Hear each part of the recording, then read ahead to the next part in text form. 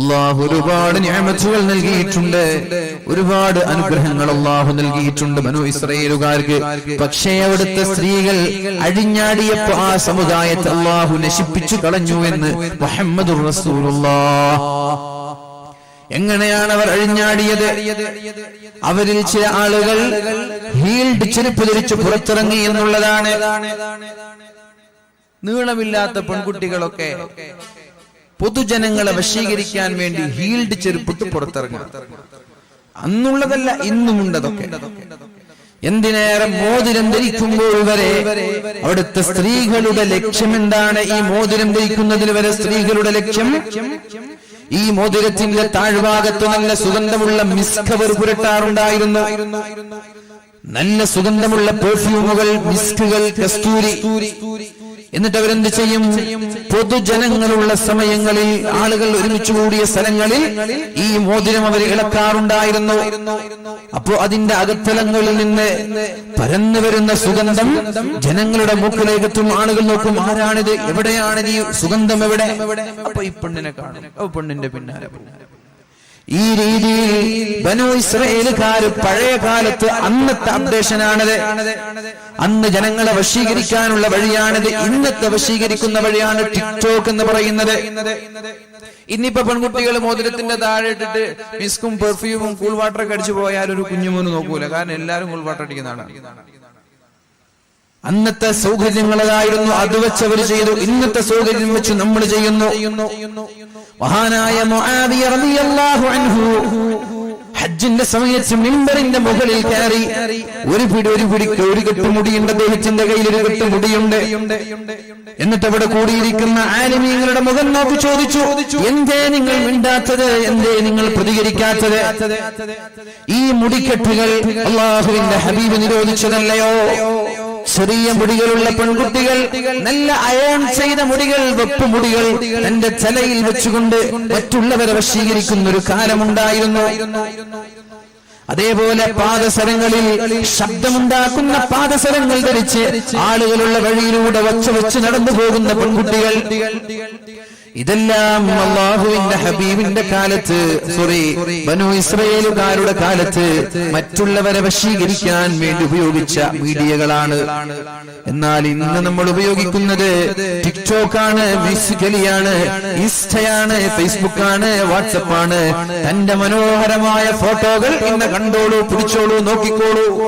തന്റെ മനോഹരമായ വീഡിയോകൾ ചുണ്ടുകൾ ചുവപ്പിച്ച്, മുഖം വെളുപ്പിച്ച്, തന്റെ ഹിജാബ് കൂർപ്പിച്ച് ജനങ്ങളിലേക്ക് അയച്ചു കൊടുക്കാൻ, ആസ്വദിക്കാനും വേണ്ടുവോളം നോക്കാനും വേണ്ടി. ഇത് തന്നെയല്ലേ ടെംപ്റ്റേഷൻ എന്ന് പറയുന്നത്? ഇത് തന്നെയല്ലേ ജനങ്ങളെ ആകർഷിപ്പിക്കുക എന്ന് പറഞ്ഞാൽ ഇത് തന്നെയല്ലേ? അത് കാരണത്താൽ ബനൂ ഇസ്രായേലുകാർ നശിച്ചുവെങ്കിൽ എന്റെ പ്രിയപ്പെട്ട മുസ്ലിം സഹോദരിമാരോട് പറയാനുള്ളത്, നമ്മുടെ സമുദായം തകർന്ന് തരിപ്പണമാകും. പരാജയത്തിന്റെ കയ്പുനീര് കുടിക്കേണ്ടി വരും നമ്മുടെ സമുദായം. ഈ ഒരു ആഭാസം നിരന്തരമായി തുടരുകയാണെങ്കിൽ, ഈ ഒരു ആഭാസം തുടർന്നാൽ പരാജയത്തിന് ഇനി കാത്തിരിക്കാനില്ല, പരാജയത്തിന് കാത്തിരിക്കാനില്ല. ഹബീബിന്റെ കാലത്ത് തന്നെ യജൂജ് മഅജൂജിന്റെ വൻമതിലുകൾക്ക് വിള്ളൽ വീണിട്ടുണ്ട് എന്ന് മുഹമ്മദുർ റസൂലുള്ളാഹി സ്വല്ലല്ലാഹു അലൈഹി വസല്ലം. ഹബീബിന്റെ കാലത്ത് യജൂജ് മഅജൂജിന്റെ വൻമതിലുകൾക്ക് വിള്ളൽ വീണിട്ടുണ്ട് എന്നാണ്. എന്നാൽ ആ വിള്ളലുകൾക്ക് വലിപ്പം കൂടി ഇതാ നമ്മൾ നശിക്കാൻ പോവുകയാണ്, തകരാൻ പോവുകയാണ്, പരാജയത്തിന്റെ കൈപ്പുനീര് കുടിക്കാൻ പോവുകയാണ്.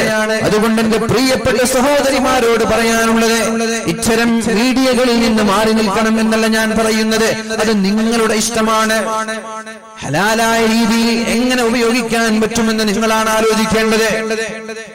അപ്പൊ നമ്മൾ എന്ത് ചെയ്യണം? എന്താണ് ഇനി നമ്മൾ ചെയ്യേണ്ടത്? നമ്മുടെ വീഡിയോകളും നമ്മുടെ ഫോട്ടോകളും നമ്മുടെ ഫാമിലി സർക്കിളിന്റെ അകത്ത് തന്നെ ആയിക്കോട്ടെ, പുറം ലോകത്തേക്ക് വേണ്ട, പൊതുജനങ്ങളുടെ മുമ്പിലേക്ക് വേണ്ട. നിന്റെ ആങ്ങളമാർ, നിന്റെ ഭർത്താക്കന്മാര്, നിന്റെ മക്കള്, നിന്റെ വീട്ടുകാർ കണ്ടോട്ടെ, കുഴപ്പമില്ല. നിന്റെ അഭിനയം, നിന്റെ സൗന്ദര്യം, നിന്റെ ശരീരം, നിന്റെ വസ്ത്രം, നിന്റെ എല്ലാ അക്ഷരങ്ങളും നിന്റെ വീട്ടുകാർ കണ്ടോട്ടൊരു കുഴപ്പമില്ല. പക്ഷേ പൊതുജനങ്ങളുടെ മുമ്പിലേക്ക് പ്രദർശിപ്പിക്കുന്നത്, അന്യപുരുഷന്മാരുടെ മുമ്പിലേക്ക് നീ പബ്ലിഷ് ചെയ്യുന്നത് തെറ്റ് തന്നെയാണ്. മുസ്ലിം സമുദായത്തിന് തെറ്റാണ്. ഇനി ലിബറലിസം തലക്ക് പിടിച്ച ആളുകൾ, സോഷ്യലിസം തലക്ക് പിടിച്ച ആളുകൾ, യുക്തിവാദം തലക്ക് പിടിച്ച ആളുകൾ, ഫെമിനിസം തലക്ക് പിടിച്ച ആളുകൾ, നിങ്ങൾക്ക് സുഖമില്ലേ എന്ന് ചോദിച്ചാൽ പറയാനുള്ളത് ഇത് എന്റെ അഭിപ്രായമല്ല, മുസ്ലിമീങ്ങൾ പറയുന്നത് അള്ളാഹുവിന്റെ തീരുമാനമാണ്, അള്ളാഹുവിന്റെ പരിശുദ്ധ ഖുർആനിന്റെ തീരുമാനമാണ്, നമ്മുടെ സ്വയം തീരുമാനമല്ല നമ്മൾ ഇവിടെ പറയുന്നത്.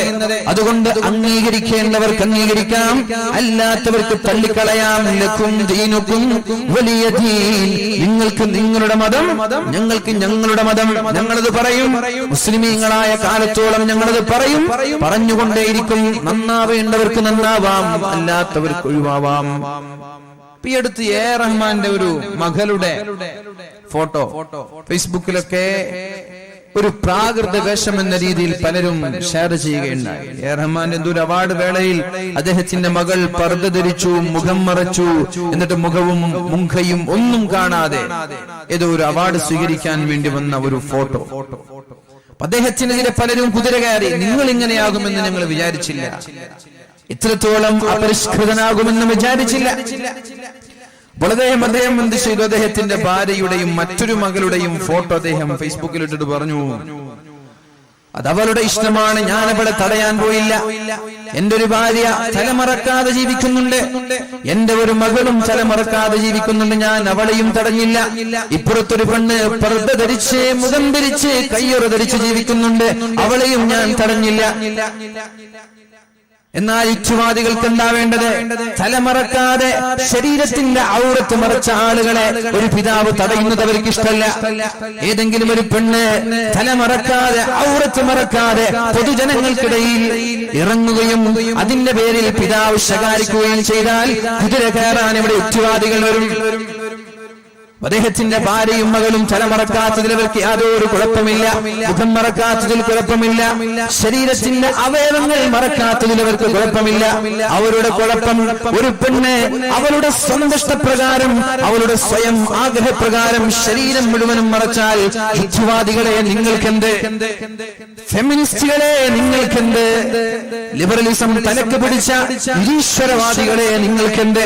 ഓരോ ആളുകളുടെ ഇഷ്ടമല്ലേ ഓരോ ആളുകൾ വേഷം ധരിക്കുന്നത്, ഓരോ ആളുകൾ വസ്ത്രം ധരിക്കുന്നത്, ഓരോ ആളുകളുടെ ഇഷ്ടമല്ലേ ചുറിയാൻ വരരുത്. നിങ്ങൾക്ക് ഇഷ്ടമുള്ളത് നിങ്ങൾക്ക് ധരിക്കാം, നമ്മൾക്ക് ഇഷ്ടമുള്ളത് നമ്മൾ ധരിക്കുന്നത്ര മാത്രം. അത് തന്നെയാണ് വാതിലും ഒരാളെയും ഇവിടെ നിർബന്ധിക്കാൻ പോകുന്നില്ല. നിങ്ങൾ അത് തന്നെ ധരിക്കണം, അത് തന്നെ ചെയ്യണം. ഒരാൾക്കും ഇവിടെ നിർബന്ധമില്ല. വേണ്ടവർക്ക് കേൾക്കാം, അല്ലാത്തവർക്ക് തള്ളാം. അതാണ് നമ്മുടെ വാദിന്റെ ഉദ്ദേശം. ഇവിടുത്തെ വാദുകൾ വേണ്ടവർക്ക് കൊള്ളാം, അല്ലാത്തവർക്ക് തള്ളാം, വേണ്ടവർക്ക് ഉൾക്കൊള്ളാം, അല്ലാത്തവർക്ക് അവഗണിക്കാം. ഒരാളെയും നിർബന്ധിപ്പിച്ചത് ചെയ്യണമെന്ന് ഇസ്ലാം എവിടെയും പറയുന്നില്ല. ദീനിൽ അടിച്ചേൽപ്പിക്കുന്ന സമ്പ്രദായമേ ഇല്ല എന്ന് പരിശുദ്ധ ഖുർആനിൽ അല്ലാഹു പറയുന്നുണ്ട്. അതുകൊണ്ട് ഒരൽപ്പമെങ്കിലും എന്റെ ശബ്ദം ശ്രവിക്കുന്ന പ്രിയപ്പെട്ട സഹോദരിമാരോട്, ചെറുപ്പക്കാരികളോട് എനിക്ക് പറയാനുള്ളത്, നിങ്ങൾ യഥാർത്ഥ മുസ്ലിമാണെങ്കിൽ, അള്ളാഹുവിനെ പേടിയുള്ള ഒരു സത്യവിശ്വാസിനിയാണെങ്കിൽ നിങ്ങളോടാണ് പറയുന്നത്. കാരണം നിന്റെ സൃഷ്ടാവ് അള്ളാഹുവാണ്, നിന്റെ ദൈവം അള്ളാഹുവാണ്, നിന്നെ സൃഷ്ടിച്ചത് അള്ളാഹുവാണ്. അപ്പൊ നിന്റെ തീരുമാനം പറയേണ്ടത്, നീ എന്ത് ധരിക്കണം, നീ എങ്ങനെ ജീവിക്കണം, നീ എന്ത് തിന്നണം എന്ന് പറയേണ്ടത് അള്ളാഹുവാണ്. ഈ മൈക്കിന്റെ പ്രൊഡ്യൂസറാണ്, ഇതിന്റെ സൃഷ്ടാവാണ്.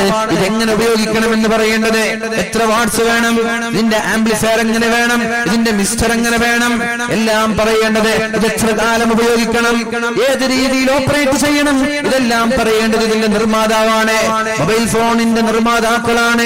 ഇതെങ്ങനെ ഉപയോഗിക്കണമെന്ന് പറയേണ്ടത്, വെള്ളത്തിലിടണോ ഇടേണ്ടേ എന്ന് പറയേണ്ടത്, വെള്ളത്തിലിടാൻ പറ്റുമോ ഇല്ലേ എന്ന് പറയേണ്ടത് ഇതിന്റെ നിർമ്മാതാക്കളാണ്. എല്ലാ നിർമ്മാതാക്കൾക്കും അവരവരുടെ സ്വാതന്ത്ര്യം നൽകിയപ്പോ എന്റെ സർവ്വലോക സൃഷ്ടാവായ അള്ളാഹുവിന്റെ സൃഷ്ടികളെന്ന് വിശ്വസിക്കുന്ന മുസ്ലിം സമുദായത്തിലെ മുസ്ലിമീങ്ങൾ മുഅ്മിനീങ്ങൾക്ക് അല്ലാഹു പറഞ്ഞത്, അവരുടെ സൃഷ്ടാവ് പറഞ്ഞത് ഉൾക്കൊള്ളാൻ നിങ്ങൾക്ക് സമ്മതം നൽകാൻ കഴിയാതെ വന്നുപോയത്? എന്തേ നിങ്ങൾക്ക് ചൊറിച്ചിൽ വരുന്നത്? അതുകൊണ്ട് എന്റെ ശബ്ദം ശ്രവിക്കുന്ന പ്രിയപ്പെട്ട സഹോദരിമാരോട് പറയാനുള്ളത്, നമ്മൾ എന്ത് ചെയ്യണം? അല്ലാഹുവിനെ പേടിയുള്ളവരാണെങ്കിൽ അല്ലെങ്കിൽ കുഴപ്പമില്ല, ദീനിൽ വിശ്വസിക്കുന്നവരാണെങ്കിൽ ഇത്തരം ആഭാസങ്ങളിൽ നിന്ന് മാറി നിൽക്കണം. നമ്മുടെ ഔറത്ത്, നമ്മുടെ സൗന്ദര്യം അത് നമ്മുടെ ഭർത്താവിനെ നമ്മുടെ വീട്ടുകാരുടെ മുമ്പിൽ പ്രദർശിപ്പിക്കാനുള്ളതാണ്. അല്ലാതെ പൊതുജനങ്ങളുടെ മുമ്പിൽ ഔറത്ത് വെളിവാക്കി നടക്കുന്നത് ഏത് യുക്തിവാദിക്കാണ് അതൊരു രസകരമാക്കി തോന്നിയത്? ചില ആളുകൾക്ക് ഇത് രസകരമായി തോന്നും. മുസ്ലിമീങ്ങളിൽപ്പെട്ട ചില ആളുകൾക്ക് തന്നെ അത് രസകരമായിട്ട് തോന്നും. എല്ലാവർക്കും അല്ല, മുസ്ലിമീങ്ങൾക്ക് വരെ ചില ആളുകൾ. എന്തിനേറെ പറയണം,